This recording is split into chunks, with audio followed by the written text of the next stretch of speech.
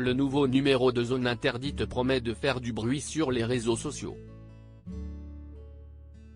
Du moins, le teaser du dernier magazine de M6, qui sera diffusé ce dimanche 16 octobre en prime time, a énormément fait réagir.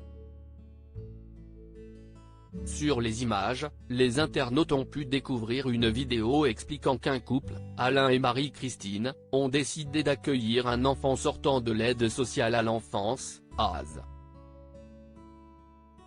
En 2016, Fabien a 12 ans au moment d'être accueilli.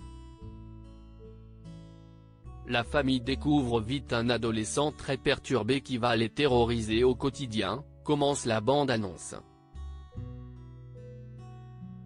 Les faits sont posés. La suite n'est qu'un enchaînement de témoignages dramatiques de la part de la famille d'accueil. On était obligé de fermer les portes des autres enfants de peur qu'il aille voler encore des choses, puisqu'il volait les affaires des autres enfants.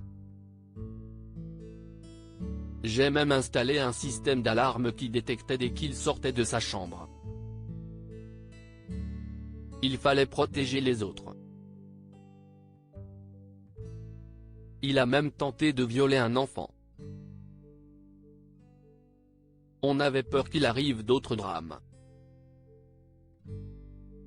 Même nous, il fallait qu'on se protège, il aurait très bien pu venir nous assassiner en pleine nuit, se confie Alain, encore la boule au ventre. L'adolescent placé en famille d'accueil a tué leur petite fille de 22 coups de couteau logiquement soupçonné d'avoir de graves troubles psychiatriques. L'enfant en question n'a jamais été expertisé par l'ASE, malgré de nombreuses alertes.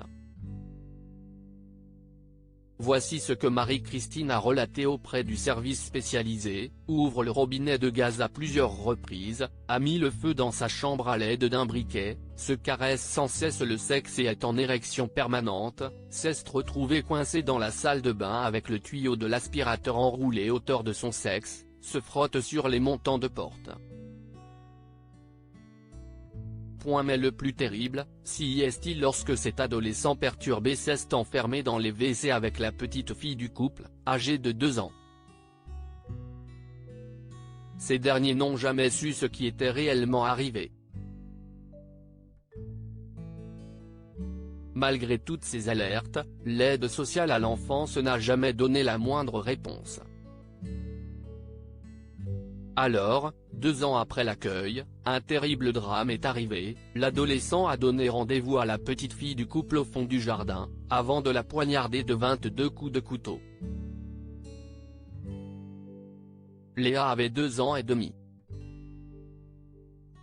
Si est-il terrible pour moi en tant que grand-père de ramasser ma propre petite fille qui baignait dans une mare de sang.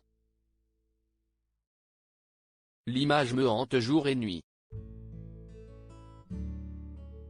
Je ne veux terriblement aux services sociaux parce qu'on a tout fait pour la protéger.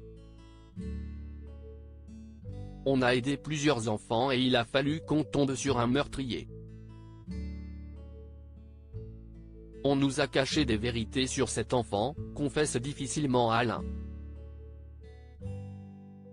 Une terrible histoire que vous pourrez retrouver en intégralité ce dimanche dans Zone Interdite.